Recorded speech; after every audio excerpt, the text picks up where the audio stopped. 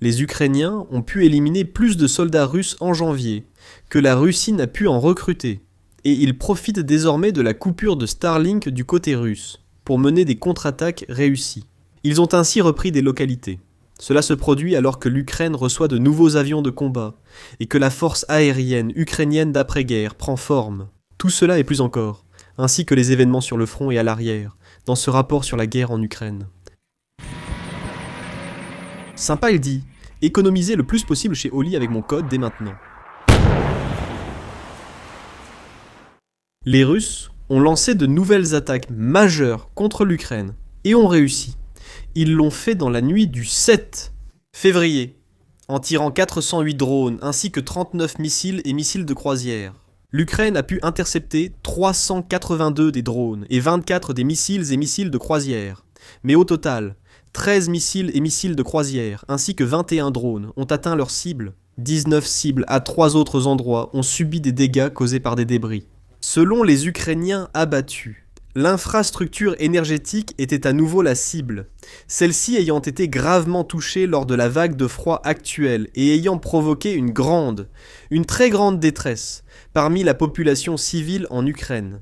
De manière générale, le temps en Ukraine pose des problèmes à différents endroits, pas seulement à la population civile.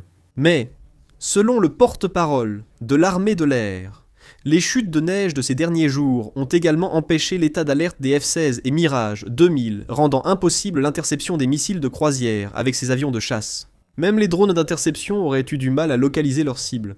Cela n'a pas été mentionné. Mais il est également évident que les équipes mobiles d'interception, où des soldats patrouillent en véhicule tout-terrain, avec une mitrailleuse lourde pour intercepter ces drones Shahed, ont aussi été affectés. Il est probable qu'eux aussi aient rencontré des difficultés, rien qu'à cause de la visibilité, ce qui leur a permis de combattre à une distance plus courte, ou plutôt a réduit la distance d'engagement. L'Ukraine, de son côté, a attaqué à Belgorod, où elle a ciblé l'alimentation électrique dans la centrale électrique. Une vidéo montre l'impact d'une roquette HIMARS. Il s'agirait probablement d'un GMLRS, c'est-à-dire l'un des missiles ayant une portée d'environ 90 km. Et nous pouvons bien voir ici qu'une détonation se produit encore dans les airs, ce qui dirige l'effet de fragmentation vers le bas, et c'est là que réside la dangerosité. Cela a provoqué des coupures de courant, et le gouverneur de la région est devenu furieux en conséquence. Nous avons ici un blogueur militaire qui rapporte comment Vyacheslav Vladimirovitch a expliqué avoir demandé à plusieurs reprises lors à Moscou de renforcer la défense aérienne de la région de Belgorod. On lui a répondu que cela n'était pas possible pour le moment. De plus, il a été dit que la défense de Belgorod était difficile, car le territoire ennemi était trop proche. Suite à cela, dans un accès de colère, il a déclaré qu'il fallait d'abord fournir des systèmes de défense aérienne, puis bombarder l'Ukraine. Ils nous ont laissé tomber. Ils ne peuvent pas nous protéger. Et pour chaque attaque contre Kiev ou d'autres villes ennemies, nous en payons le prix. Ils ne peuvent pas protéger les habitants de Belgorod, alors ils ne devraient bombarder personne. C'était désagréable à entendre. Ça sent la trahison, c'est inacceptable. Avec tout le respect pour Vyacheslav Vladimirovitch, a déclaré la source de la chaîne. Ainsi, on observe que les contre-attaques ukrainiennes, du moins localement. Ici, nous n'avons bien sûr qu'un seul gouverneur, qui peut être démis de ses fonctions et remplacé par un autre. Cela ne veut pas dire que cela entraînerait une conséquence immédiate, mais nous voyons ici que cela a bel et bien des répercussions. Ensuite, nous avons un blogueur militaire russe, si nous passons au développement sur le front, qui rapporte depuis la région nord. Ici, dans ce cas, au sujet de Soumy et là-bas. Selon lui, les forces russes ont formé plus de 20 groupes d'assaut, composés de soldats des troupes de missiles stratégiques, qui sont déployés à Soumy. Cela veut dire que nous devons comprendre ce qu'il dit ici. Des soldats qui font partie des forces chargées, entre autres, de manipuler les missiles intercontinentaux, sont retirés de ces unités pour être utilisés dans des assauts contre l'Ukraine. Même si cela fait un bon titre comme « La Russie sacrifie ses soldats des missiles », ce sont les détails qui comptent vraiment. Si, dans ce cas, les Russes utilisent des soldats qui entretiennent ou lancent des missiles, donc des spécialistes pour une tâche spécifique, alors c'est une idée terrible du côté russe. Mais de telles unités comptent toujours aussi des fantassins ordinaires, comme toute unité de l'armée de l'air, du moins dans la plupart des armées. Là-bas, il y a des mécaniciens, il y a des pilotes, mais il y a aussi, par exemple, un cuisinier. Et il y a bien sûr aussi une garde qui surveille le terrain, l'aéroport, afin d'assurer la sécurité. Et ces personnes qui surveillent, que ce soit dans cet exemple l'aéroport, ou bien sûr n'importe quelles installations des forces de missiles stratégiques, ces personnes sont en fait des fantassins qui, si l'on veut, se trouvent par hasard dans les troupes de missiles et peuvent donc naturellement être utilisés pour des tâches d'infanterie, à condition que la protection des troupes de missiles ne soit pas compromise. Si les Russes forment des unités d'infanterie avec ces troupes, il faudra alors examiner les détails attentivement. S'agit-il de spécialistes formés et difficiles à remplacer? Ou utilise-t-on simplement le personnel disponible en le faisant tourner? Il s'agirait alors de conscrits, ou de ce qui serait possible dans ce contexte. Et là encore, il faudrait examiner les détails pour en tirer une conclusion définitive. En même temps, ce même blogueur militaire nous donne cependant une bonne raison pour ce changement. Et voici ce qu'il dit. Selon lui, un détachement russe a été déplacé à Tchotkino. C'est sur la carte ici, là-haut, où l'Ukraine se trouve de l'autre côté du fleuve et où des combats ont lieu à plusieurs reprises, et ils sont arrivés. Selon lui, seuls 6 hommes restaient dans le détachement, le reste ayant déserté. Un détachement compte généralement environ 40 hommes. En conséquence, vous pouvez calculer que seulement 1/8 de ceux qui sont partis sont réellement arrivés. Un taux de perte très élevé, si l'on peut dire ainsi.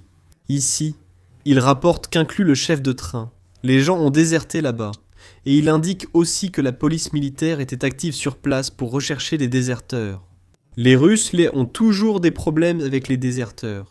Et justement, le transfert vers Tchotkino devrait leur faire attendre qu'ils lancent des attaques contre les Ukrainiens à partir de là. Et cela a, selon ce blogueur militaire, justement conduit à ce qu'une partie importante de ce groupe ait déserté. Nous continuons le long du front, et je n'ai pas de rapport jusqu'à ce que nous arrivions ici en direction de Kupiansk. Là-bas, il y a eu une infiltration russe. Ici vers Kourlivka, Koutkivka. Ici à cet endroit, nous avons géolocalisé cela. Un soldat russe a été combattu à ce point. Nous en avons souvent parlé. Cela ne veut pas dire qu'un front a vraiment bougé. Mais il arrive souvent que des soldats russes traversent largement le front. Parfois, ils sont découverts par hasard à des dizaines de kilomètres derrière le front, car la ligne de front est devenue très perméable. C'est similaire à Kupiansk même. Là-bas, un soldat russe a été repéré et combattu. Ici, à cet endroit, ce n'est pas fondamentalement un nouveau territoire. Mais nous voyons que dans cette zone, ce que la carte Deep State, qui est pro-ukrainienne, considère comme disputé. Et nous voyons qu'elle a raison dans ce cas. Selon la carte Deep State, cette zone ici est contrôlée par les Russes. Et dans cette zone, plus ou moins, aucune des deux parties n'a le contrôle. Il est donc prévisible que des soldats russes apparaissent là-bas de temps en temps. Selon les informations ukrainiennes, jusqu'à 50 Russes seraient encore dans la ville. Nous avions déjà mentionné ce chiffre. Il est bien sûr probable que les Russes aient subi des pertes entre-temps et que ce nombre diminue. Mais il y a toujours plusieurs dizaines de soldats russes qui tiennent bon dans le centre de Kupiansk. En même temps, une attaque mécanisée des Russes a eu lieu à l'est, en direction de Podolie. Un plus grand nombre de soldats russes ont été engagés lors de cette opération. Les soldats ont également réussi à pénétrer dans Podolie. Nous avons ici des enregistrements. J'ai donc coupé tout ce qui montrait des pertes. Et ici, nous voyons aussi les soldats russes avancer avec des quads et différents véhicules. Et ils ont subi des pertes dans ce processus. Selon les forces armées ukrainiennes, les Russes ont perdu 2 MTLB, c'est-à-dire des véhicules blindés de transport, 11 quads et 2 buggy. Ici aussi, il y a encore des tentatives répétées d'obtenir quelque chose par des attaques plus fortes. Et l'attaque a eu lieu ici à Podolie. Et, comme nous pouvons le voir, relativement en profondeur, à l'intérieur d'une zone pourtant largement contrôlée par l'Ukraine. Les soldats ont percé jusqu'à cet endroit et ont également pu se replier. La question suivante serait bien sûr de savoir combien de ceux qui se sont repliés sont restés capables de combattre par la suite. Selon les informations ukrainiennes, l'attaque a été repoussée. En conséquence, si nous voulons croire ces informations, cette attaque n'a abouti à aucun succès. Plus au sud de là, en direction de Borowa. Nous, les Russes à Bohuslavka, ici à cet endroit, là une nouvelle infiltration à Bohuslavka, c'est ici à cet endroit. Nous avions récemment les Ukrainiens à Sarysov, c'est-à-dire que nous voyons que cette zone ici n'est pas du tout maintenue de façon constante. Les Ukrainiens tiennent toujours dans l'extrême nord-est de cette tête de pont, mais leurs lignes de ravitaillement, leurs lignes de communication au sud sont constamment menacées par des avancées russes. Les Ukrainiens étaient en outre à une position. ont-ils de nouveau été géolocalisés à un endroit qui ne leur était plus attribué de façon certaine? À savoir ici, à Borivska-Andrivka, c'est juste ici, à cet endroit, un peu au sud de Bohuslavka. Et à ce point, selon la géolocalisation, les Russes sont un peu moins consolidés qu'on ne le pensait jusqu'à présent. Ou alors, il s'agissait d'une contre-attaque ukrainienne récente, quoi qu'il en soit, dont les Russes ont définitivement moins de contrôle sur Borivska-Andrivka que ce qui avait été signalé au départ. Voilà pour cette région ici. Nous poursuivons vers le sud, vers Liman, aucun rapport, direction Sloviansk. Nous avons les Ukrainiens dans la localité de Nikivorivka, ici à cet endroit. C'est géolocalisé, à cet endroit. Cela signifie que nous avons toujours une présence ukrainienne là-bas. C'est à peu près à ce point ici. Nous voyons donc les positions ukrainiennes. Les Ukrainiens tiennent toujours dans la zone disputée ou ont-ils mené ici des contre-attaques locales? Il y a également eu des changements dans la région. Ici, là-bas, les Ukrainiens ont signalé une attaque mécanisée. Les Ukrainiens ont rapporté que les Russes se préparaient à une attaque mécanisée. Désolé. Selon les Ukrainiens, les Russes renforcent leurs forces, y compris des unités mécanisées. Et c'est pourquoi les Ukrainiens s'attendent à une attaque massive des Russes. L'objectif serait bien sûr d'avancer le plus loin possible en direction de Kramatorsk et Slaviansk. Jusqu'à présent, les Russes progressent ici très lentement. Ils se sont certes mis en mouvement après la chute de Siversk, mais en général, le rythme est très lent. Et atteindre Kramatorsk et Slaviansk reste bien sûr l'objectif final. C'est le souhait des Russes, mais ils n'y parviennent pas encore. Et selon les informations ukrainiennes, les Russes vont probablement tenter cela, avec une attaque mécanisée massive dans cette direction. Les attaques massives menacent aussi sur Internet. Et un moyen de s'en protéger, ce sont les VPN. Et c'est là que le sponsor d'aujourd'hui peut t'aider. Pour mes recherches de vidéos, je dois souvent accéder à des sites restreints par IP ou parfois douteux. Dans ces cas, un VPN m'est indispensable. Avec CyberGhost VPN, le sponsor d'aujourd'hui, je peux non seulement accéder à ces sites de manière chiffrée et sans log, mais aussi contourner le géoblocage de 40 services de streaming différents. En seulement 2 clics, vous pouvez choisir l'un des 100 pays proposés par CyberGhost pour débloquer des contenus restreints dans votre région. C'est aussi valable pour le Royaume-Uni. Ainsi, je peux accéder aux meilleurs documentaires de la BBC grâce à CyberGhost. Aucun log n'est gardé, donc personne ne sait quel site vous visitez. Avec CyberGhost, toute votre activité en ligne est entièrement chiffrée, ce qui vous permet de profiter d'une confidentialité totale sur Internet. Avec un abonnement, je connecte 7 appareils, dont la Smart TV et le téléphone. Amis et famille peuvent aussi l'utiliser. Le logiciel est convivial et ne requiert aucune connaissance technique. Il fonctionne sur toutes les plateformes courantes. Si jamais des problèmes surviennent, le support est disponible 24 heures sur 24 bien sûr aussi en allemand. Des milliers d'avis 5 étoiles sur Trustpilot parlent d'eux-mêmes, tout comme plus de 38 millions d'utilisateurs. En utilisant le lien en description, vous obtenez 83% de réduction et 4 mois gratuits. Garantie de remboursement 45 jours si non satisfait. Nous continuons en direction de Dobropilia, où nous pouvons constater les prochains changements. Et ici, les Russes ont été géolocalisés au nord-est de Rudinske. Encore une fois, cela ne signifie pas que les Russes s'y sont installés de façon permanente. Nous avons donc ici une infiltration des Russes, mais nous voyons qu'elle s'est produite à peu près à ce point-ci. Donc également dans une zone qui avait d'abord été reprise par les Ukrainiens. Le mouvement russe continue ici vers le nord-ouest. Rudinske pourrait désormais être aux mains des Russes. Nous voyons en tout cas que les Russes avancent également au nord-est de cette zone.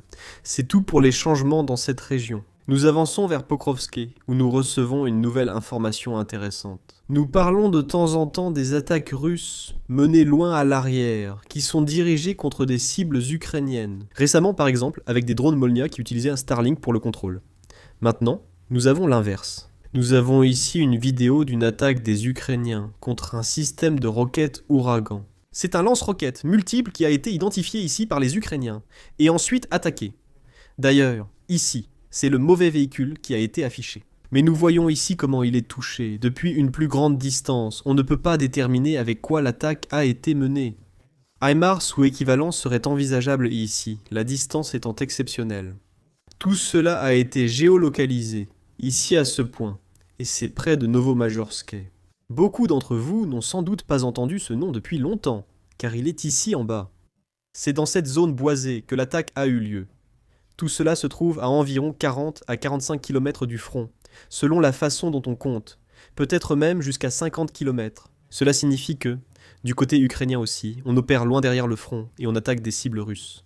Comme nous l'avons vu ici, ils ont sur place des drones de reconnaissance opérant loin derrière le front, traquant dans ce cas une artillerie de roquettes russes. Nous continuons en direction de Juliapol, et dans cette direction, des contre-attaques ou des attaques ukrainiennes ont eu lieu. Il s'agit parfois aussi de contre-attaques. Il est clairement trop tôt pour parler ici d'une contre-offensive. Cela ne change rien au fait que les Ukrainiens ont réussi dans ce domaine. Ici, une attaque ukrainienne a eu lieu contre des positions russes à Ternovat. Nous voyons ici les images des Ukrainiens qui tirent sur une maison dans laquelle ils soupçonnent ou ont identifié des soldats russes. Tout cela, comme nous pouvons le voir, a été filmé par des drones et ici, des tirs de suppression sont effectués sur la maison. Nous voyons ici un homme qui lance une grenade à main à l'intérieur. Cela montre la lutte contre les soldats russes à l'intérieur, comme sur ces images. Les soldats ukrainiens entrent ensuite dans la maison. Je crois qu'aucun cadavre n'était visible. Mais nous continuons. Oui, nous allons encore ici. Et là, on peut voir comment les Ukrainiens montrent leur drapeau dans la ville. Et, de toute évidence, ils ont repris la ville. Ils l'ont reconquise. On peut voir ici comment ils posent devant le panneau de la ville avec le drapeau ukrainien. Leurs pieds, bien sûr, posés de façon démonstrative sur le drapeau russe. Impossible de savoir s'ils ont capturé ce drapeau sur place ou l'ont apporté pour la démonstration. C'est spéculatif. Je n'ai aucun indice. Mais nous avons aussi ici la géolocalisation qui montre que les Ukrainiens ont opéré jusqu'à l'extrême bord est. Cela signifie que Ternovat est de nouveau sous contrôle ukrainien. Le village ici en haut a été pris par les Ukrainiens. Et les Ukrainiens sont également avancés plus au sud en direction de Prijouki, ici, vers ce village. Là-bas, nous avons également une géolocalisation des Ukrainiens directement à la lisière ouest. Dans ce cas, les véhicules ukrainiens ont été attaqués. Et les Ukrainiens ont également perdu des véhicules de combat dans ce cas. Nous voyons que les Ukrainiens ont avancé, mais il reste à savoir si les attaques ont réussi. Je ne peux pas confirmer pour l'instant si les Ukrainiens ont réussi à prendre Prijouki, Wawarivka, ainsi que Dobropilja, comme l'indiquaient certaines informations. Mais nous voyons que les Ukrainiens ont avancé ici sur place, ont mené des attaques qui ont au moins eu du succès localement. Des blogueurs russes attribuent cela, entre autres, à la perte de Starlink. J'ai justement fait une vidéo à ce sujet il y a quelques jours, que je vais vous mettre en lien ici si je n'oublie pas. À ce stade, nous avons donc l'information. De plus, bien sûr, la désactivation de Starlink est un sujet très important pour la partie russe. Les deux majors présents expliquent que quand Moscou évoque la coupure immédiate des Starlink gris, cela concerne ceux introduits en contrebande. Pour les forces armées russes, c'était extrêmement regrettable. Des commandants intelligents, conscients des dangers d'une dépendance aux terminaux américains, ont créé depuis longtemps des moyens de communication alternatifs. Mais la transformation des soucoupes américaines en planches à découper les légumes a eu des conséquences négatives sur les opérations de combat. Cela signifie que les terminaux Starlink sont maintenant inutiles. Jusqu'à présent, nos troupes ne disposent d'aucun équivalent à Starlink. Toutes les communications se font au sol. Ici, comme je l'ai déjà mentionné, il y a bien sûr Starlink. Une possibilité incroyable avec des moyens de communication presque impossibles à perturber. Donc une manière de communiquer quasiment impossible à brouiller. Et en plus, en haut débit. Cela a été utilisé des deux côtés, par exemple pour diffuser en direct des flux de drones sur Discord ou d'autres plateformes. Et sur ces serveurs, il y a alors ses propres troupes, sa propre artillerie, qui peut effectuer directement une correction de tir, ce qui a considérablement réduit les chaînes de destruction des deux côtés. Cela n'est désormais disponible en continu que pour les Ukrainiens. Du côté russe, il faudra trouver d'autres solutions, comme l'ont dit les Russes eux-mêmes. Ils n'ont pas d'équivalent à Starlink. Ils peuvent bien sûr utiliser des radios, ils peuvent essayer de travailler avec des liaisons radiodirectionnelles qui peuvent être brouillées. Ils peuvent utiliser leurs propres satellites, mais la bande passante est trop faible. À terme, la meilleure solution sera sans doute d'installer des câbles. Mais cela signifie qu'un soldat doit se déplacer avec un enrouleur de câbles sur le dos et poser le câble manuellement, à moins que cela ne puisse être fait par des drones. Et puis chaque impact, chaque tir d'artillerie à proximité peut bien sûr couper à nouveau ces câbles. Et pour la communication correspondante, il faudra probablement des câbles à fibre optique. Donc là aussi, il ne sera pas impossible pour les Russes de les remplacer. Mais cela compliquera énormément les choses. Et cela rendra aussi bien sûr beaucoup plus difficile la possibilité d'amener la communication vers l'avant. Un câble à fibre optique a peu de chances d'être installé aussi vite en première ligne. Nous avons également reçu tout cela d'autres blogueurs militaires russes. Ici, par exemple, nous avons un certain Hervé Voenkor, qui a déjà été cité ici à plusieurs reprises. C'est aussi l'un des plus grands blogueurs militaires. Et il écrit ceci ici. Starlink étant bloqué, les troupes en première ligne ont besoin de notre aide pour avancer et repousser l'ennemi. En raison du blocage des terminaux Starlink à différents points le long du front, certaines unités rencontrent des problèmes de communication. Les soldats demandent de l'aide avec du matériel comme des relais radio, des antennes satellites et des stations radio. Cela signifie qu'ici, on sollicite activement des dons parce que la communication via Starlink s'est effondrée. Ensuite, nous avons des nouvelles dans le domaine du sabotage et de la guerre hybride. Ici, nous avons le parquet fédéral qui a porté plainte contre un citoyen ukrainien. Il a essayé. Avec des traceurs GPS, il a envoyé des colis en Ukraine pour étudier les processus de transport, c'est-à-dire où, quand, quel colis s'arrête, afin d'identifier où se trouvent peut-être des entrepôts ou des installations similaires. La mission a été confiée par les services secrets russes. Et plus tard, des engins incendiaires devaient suivre afin d'incendier les entrepôts où les livraisons sont stockées. C'est ce que nous voyons dans ce cas. En outre, la Russie a procédé à la saisie d'un pétrolier de la flotte Fantôme. Les États-Unis ont arraisonné le pétrolier Aquila II dans l'océan Indien. Il fait partie de la flotte de pétroliers Fantôme. Et, selon les autorités américaines, il a enfreint les règles de quarantaine concernant le Venezuela. Pour ce qui est de la génération de troupes du côté russe, nous avons des informations du GUR, le service de renseignement militaire ukrainien. Selon ces informations, les Russes n'auraient recruté que 22 000 hommes en janvier. Ces chiffres sont importants dans la mesure où le GUR, avec ses estimations publiées, a toujours été très proche des chiffres officiels russes. En général, le GUR était seulement environ 10% en dessous. Cela signifie soit qu'ils n'égalent pas les Russes, soit que ceux-ci gonflent leurs chiffres de recrutement d'environ 10%. Mais cela nous a justement montré que tant les Russes que le GUR, avec leurs estimations, sont proches des indications concernant le nombre de soldats recrutés du côté russe. Que ces deux chiffres sont généralement très proches l'un de l'autre, et donc plus ou moins crédibles. Ici, le GUR affirme maintenant que les Russes n'auraient recruté que 22 000 hommes en janvier. Et cela est d'autant plus significatif que selon les informations ukrainiennes, les Russes ont perdu 30 000 hommes en même temps, c'est-à-dire qu'ils ont subi des pertes nettement plus importantes. Et ainsi, l'armée russe a effectivement diminué le mois dernier, ce qui, espèrent les Ukrainiens, sera bien sûr un moyen d'arrêter durablement les Russes. Ensuite, nous avons des images où des drones russes étaient à nouveau équipés de missiles air-air. Dans ce cas précis, il s'agit d'un missile air-air à courte portée R-60. Celui-ci était monté sur un Shahed. Par le passé, les Russes avaient échoué déjà cela à bord, mais cette fois-ci, ce qui était intéressant, c'est qu'elle était montée à l'envers. Dans le passé, le missile était orienté vers l'avant, donc pour tirer sur quelque chose devant lui. On pouvait donc s'attendre à ce que ces drones Shahed soient utilisés activement pour traquer des hélicoptères et des avions ennemis, donc ukrainiens. Dans ce cas, elle est seulement orientée vers l'arrière, probablement conçue pour se défendre et combattre un aéronef ukrainien approchant. Fait intéressant, les Russes n'y sont pas parvenus. Cela ne les empêche pas de continuer à utiliser ce Shahed comme drone d'attaque classique. La résistance de l'air accrue, et le poids en plus, réduiront logiquement la vitesse maximale et l'autonomie. Mais en principe, ce Shahed peut toujours transporter sa tête de combat et attaquer des cibles en Ukraine, même s'il transporte en même temps un missile RR. Cela signifie donc que nous assistons aussi à de nouveaux changements et évolutions tactiques. Quant à la justification de tout cela, on ne peut que spéculer sur les raisons pour lesquelles les Russes adoptent maintenant une tactique plus défensive. Mais ici aussi, nous voyons que les Russes essaient de s'adapter aux défis avec différentes méthodes.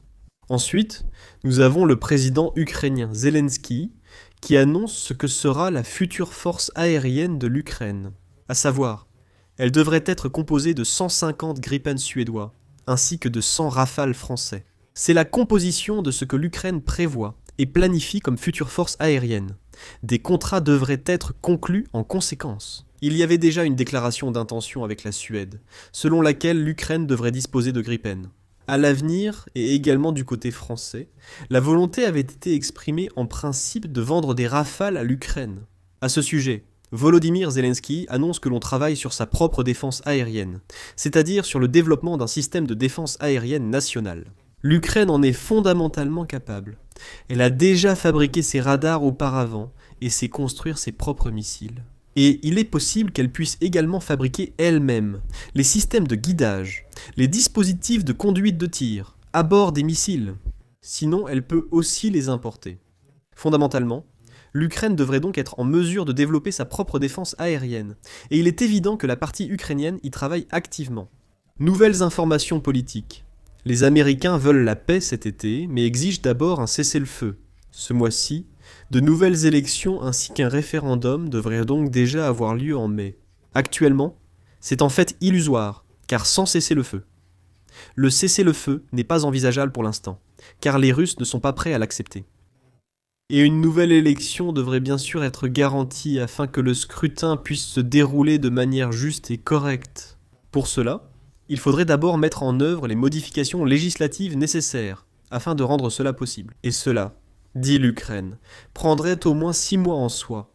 Il serait bien sûr évident qu'à ce cessez-le-feu devrait succéder une paix d'ici l'été, et celle-ci exigerait des concessions territoriales de la part de l'Ukraine. C'est du moins ce qu'on peut supposer. Mais j'ai déjà souvent souligné que les plans actuels pour un cessez-le-feu, ou même pour une paix, semblent actuellement illusoires. Les positions des deux parties sont trop éloignées pour, entre guillemets, se rencontrer au milieu. Et du côté américain, on n'exerce tout simplement pas assez de pression pour forcer les Russes à céder, alors que les Ukrainiens ont déjà cédé sur de nombreux points. Mais cela ne suffit toujours pas aux Russes. Ils exigent toujours, en réalité, une capitulation. Nous avons aussi la politique étrangère de la Russie, qui continue d'être entravée, comme l'écrivent ici les deux majors. Encore une fois, ce qui était plus intéressant, c'était cette citation. La politique étrangère de la Russie reste empêchée d'exercer des activités économiques maritimes normales.